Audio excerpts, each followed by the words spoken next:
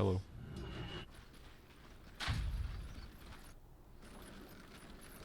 I mean, I just kind of want to talk about it because I feel like it's a weird subject for talent to talk about based on what's happened, because we all knew Grant. But I've been seeing a lot of like comments that it's obviously a systemic issue, violence and sexual harassment towards women, but I just wanted to give the perspective of somebody like me who's inside the scene and who's a man and privileged to not have, like, basically look at it this way.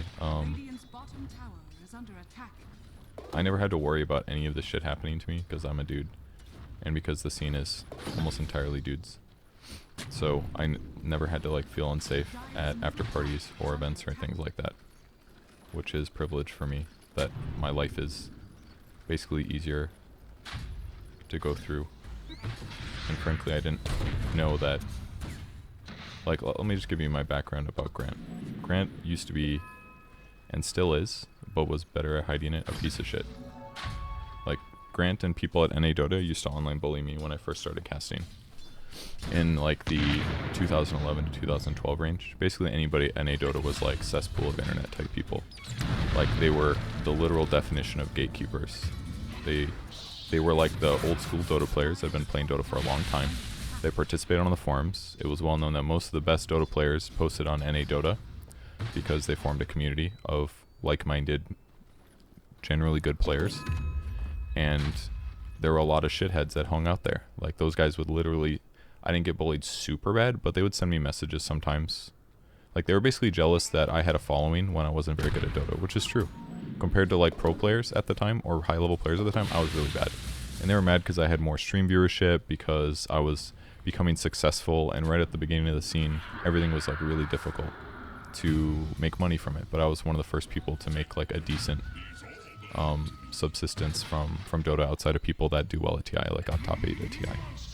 So they were fucking assholes. And Grant was one of those people. He posted Reddit comments about me saying really obnoxious things. You might be able to find in my post history of me responding to him, like right before TI2 in 2011 on Reddit.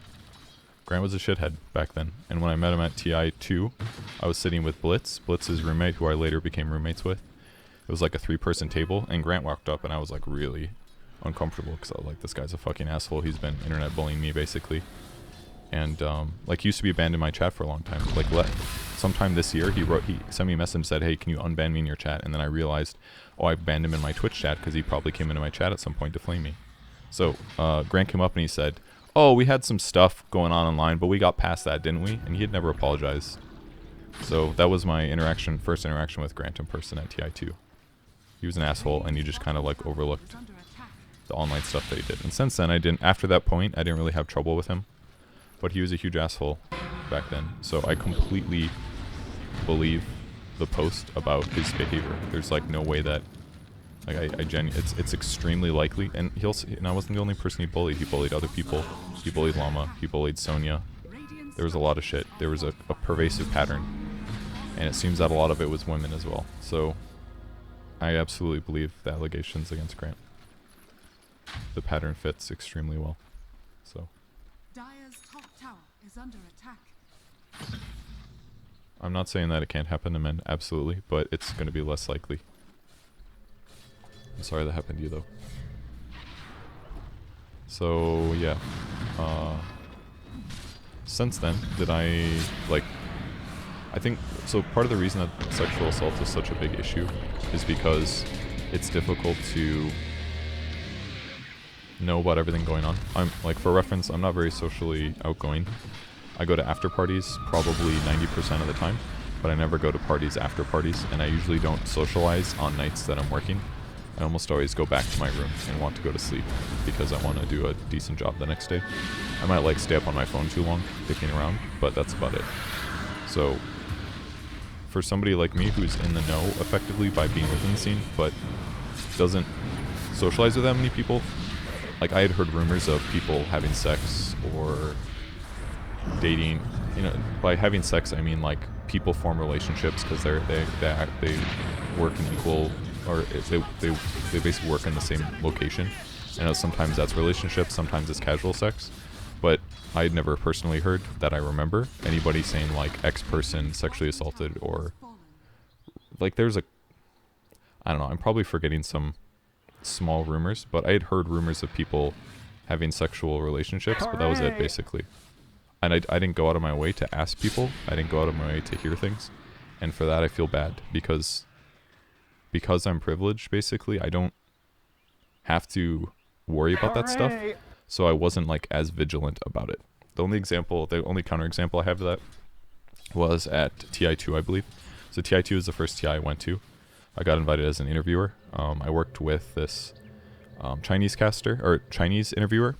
Fun fact, who later became the guy that ruined Shanghai Major. His name was Anderson. He was the other interviewer there. He slapped me on the butt once. He was weird. I don't know why he slapped me on the butt. Anyways. Sorry, I didn't mean to tangent, but I just thought that was a funny anecdote. Basically, there was this time, maybe it was TI3. It was Benaroya Hall for sure. I can't remember if it was TI2 or TI3. I think it was probably TI3. I don't remember. Anyways, I went up in the booth upstairs, and Day 9 had come into the event, because I think it must have been TI2 maybe, because there was a PAX nearby. So people with PAX tickets could come check out Benaroya Hall, which is nearby. And Day 9 showed up one day, and he was sitting in the crowd on the ground floor with, I believe it was Megumi X Bear, who I was friends with at the time. This girl that I met who worked in esports. She was in the StarCraft scene a little bit. And they were sitting down on the ground level, and there was a group of NA Dota people sitting in one of the suite levels, like the secondary level of Benaroya Hall. And they were like mocking down to her and him. They said like, "Get in that shit, Day 9," like things like that basically. Like they were like rowdily, drunkily shouting down from the top level. And I was sitting in one of the other booths, and I was really fucking mad about it, because I knew Trisha, and I didn't want Day 9 to experience this. For the record, I've told the story to Day 9 years after the fact, like when I started doing the videos with him. He said he couldn't remember this, but for reference. But I was sitting next to a person at the time, and we were really annoyed about it, and we were about to go, like it was that moment where you're like, dude, if they say one more thing, I'm gonna go fucking do something about it. And they didn't say anything naturally, but it really pissed me off, right? Because they're like basically not only berating a talent, and it was a group of NA Dota guys. I don't know if I specified that, but I recognize them as like NA Dota people or NA Dota tangent people. I don't remember who they were. They were basically no famous pro player. They were just like forum shitheads, basically. So after that happened, I was mad. I regretted that I didn't say anything about it. And then when the event was over, I went down to the lobby to get my makeup taken off by the makeup lady. She's the only person that has evidence of this. I don't know who else was involved. But I was getting my makeup taken off, and 3 guys came up, and it was pretty dark because they dimmed the lights down in the lobby. And they came up and said, "Hey Purge, can we take a picture with you? We're a fan." And then so I started taking pictures with them. And then afterwards they're like, "Yeah, we didn't like you in the past. Sorry, we kind of flamed you a lot on the internet." I kind of realized, I was like, these are probably like NA Dota people. And then I like looked at them, and I realized they were those same guys that were yelling down from the stands. And I was fucking sure of it. And I started like giving them shit. I was like, "Hey, weren't you guys those guys that were yelling down from the stands at Day 9? And they're like, no, that wasn't us." I was like, "Oh, I fucking know it was you guys." I basically like took all of the anger that I had from being verbally berated on the internet from them to say like, "Why do you guys do that to people? Like, it's so fucking lame." I'm paraphrasing, of course, but I was like, why do you have to go and like try to bully people like that? Like, what the fuck? I like yelled at them. It was like 3 dudes, and I was completely surrounded, but they just didn't really say anything, and then they walked away. And I turned back to look at the makeup lady who was sitting nearby, and she was like awkward as fuck. Like, holy shit. Like, what? Because she probably couldn't hear because there was music playing. And then I told her and explained everything that happened. And then she gave me like a very motherly smile and gave me a hug. She was probably like 40 years old or something, 35, I don't know. That was like the only, like thinking about it, that was probably the only time that I really like confronted real toxicity in the scene. And I feel bad that I didn't know about the other stuff. Because realistically, what has to happen is that, sorry guys, I feel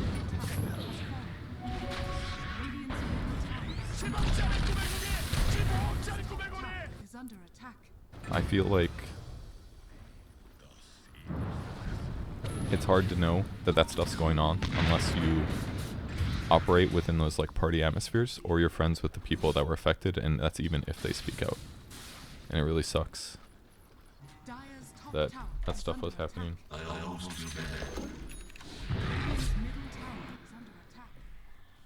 It sucks that that stuff was happening to people, and I wish that it didn't, and that I wish that the scene was better for girls and people as a whole, but sometimes there's shitheads, and it's hard to get it to be solved, and that I just wish I knew more about. I just like I didn't really understand a lot of this stuff until Me Too happened, and that's because I'm a dude, basically, and because I didn't do a good job finding out about it, I guess, if that makes sense. So I just kind of feel guilty about the whole thing. And it's good that Grant was punished, and that he's not going to be around anymore. But I just wish that everybody knew more. If that makes sense. So, yeah. Radiant's bottom tower is under attack.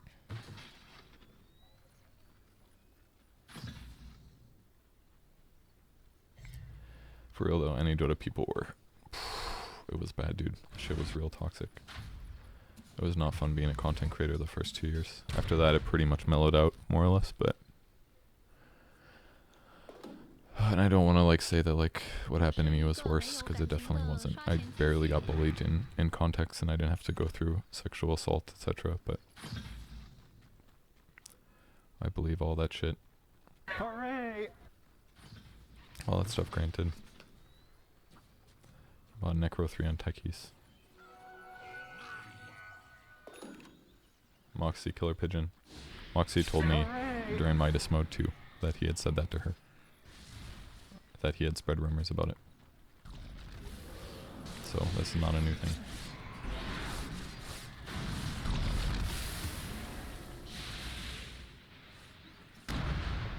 So I knew about that, I guess. When I said that I didn't know about much, I meant like sexual harassment, sexual assault stuff. So it's possible I'm forgetting stuff. There's a lot of things that I don't know. I have like hunches about some of the rumors, but don't have confirmation.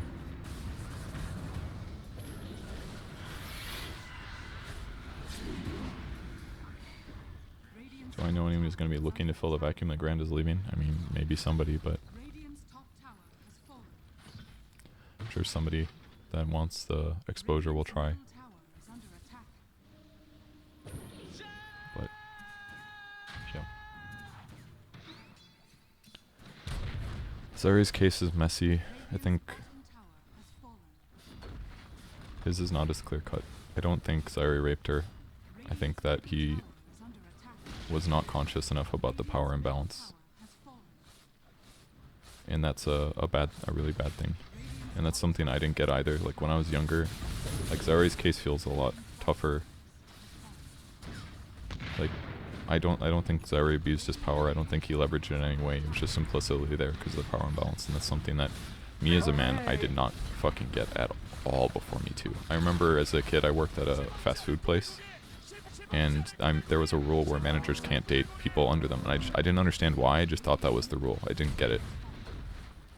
So it wasn't until Me Too happened where I did enough reading and read enough perspectives where I understood why it's messy and complicated. So what Zyori did was wrong, and he needed to be like extremely, extremely, extremely clear. And he didn't do that, and that was wrong. But I don't think he raped her. That's how I view it. But what happened to her, I'm sure felt awful, and I feel really bad about it.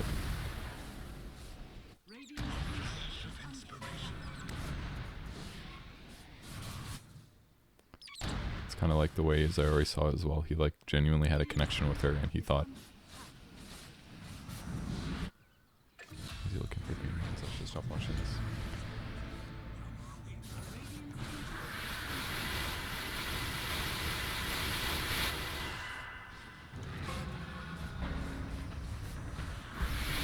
basically, like, I understand now so much better that why it's so messy to have a relationship or a sexual situation with somebody that you have power over. But I feel like I could have made that same mistake. And maybe that makes me biased in this case, but it's just it's a shitty situation for both of them. I think it's far worse for Ashley and what she went through, because emotionally, and it would have felt really, really bad. And I'm not trying to undercut how she felt.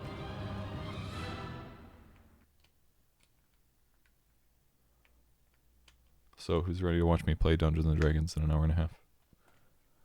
Kyle's post was all valid. I wished it was pretty well written. I just think he needed I don't know. I felt a little. I wanted more out of it by the end I read it. But that's me just being stupid and Purge basically.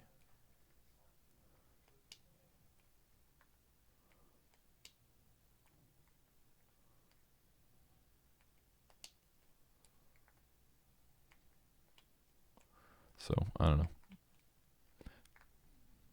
Like I understand why girls share that information to each other, because that's a good way to protect themselves, but I was outside that bubble a little bit, I think. I just don't reach out. I don't try that hard to make new friends, because I'm generally content, and I don't really socialize as much. I'll go to the after party, and then when it's over I go home and then I go to sleep, that kind of thing. So Hooray!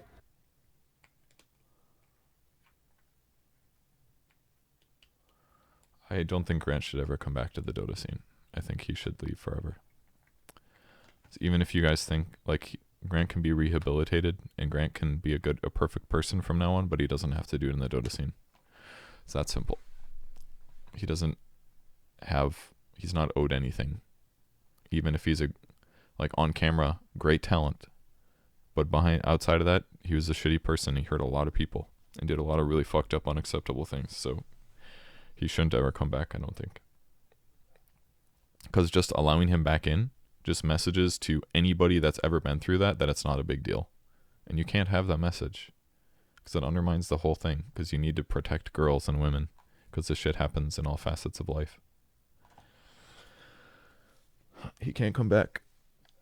Could he be in court for that? Probably not, because there's no evidence. So that's the issue, right? Like, some people say, why doesn't she just go to the cops?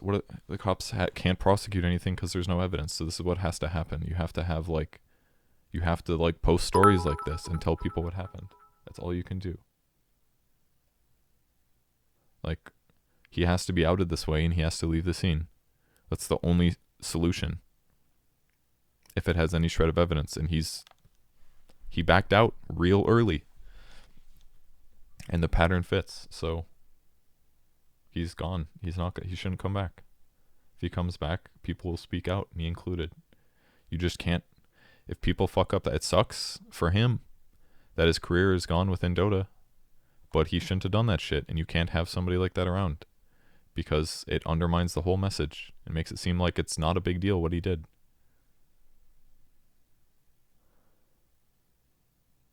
I mean, yeah, he was an asshole. My knowledge of Grant was that he bullied people online, as I had experienced, and that he had been rude and vicious to people online, but I didn't know that he sexually assaulted people.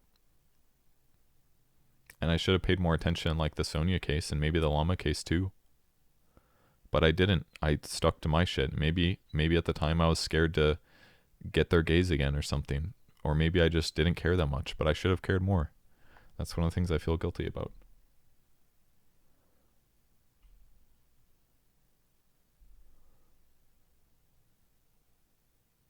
Yes, we all know shit happens to men too. Don't worry. Alright, look.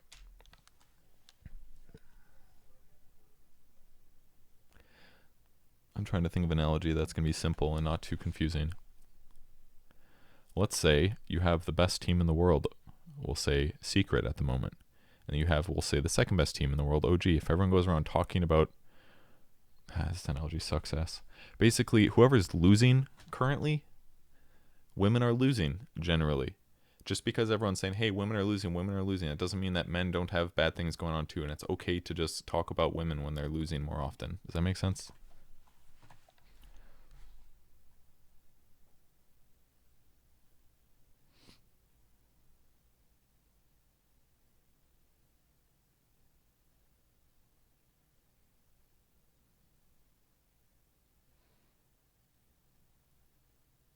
Do I think this is going to cause lasting changes in the Dota scene? Yes. I know I've seen a lot of comments that say stuff like, "Oh, there must have been a conspiracy." Like a lot of people must have known. We knew that Grant was a shitty person in the past, for sure. But we didn't know it was still going on, and we didn't know it was this extreme. Is safe to say. And he had seemingly rehabilitated his image. He didn't get drunk on stream anymore. He didn't cause as much drama from like on the outside. Should people have dug more? Yes, probably. I think that's really safe to say.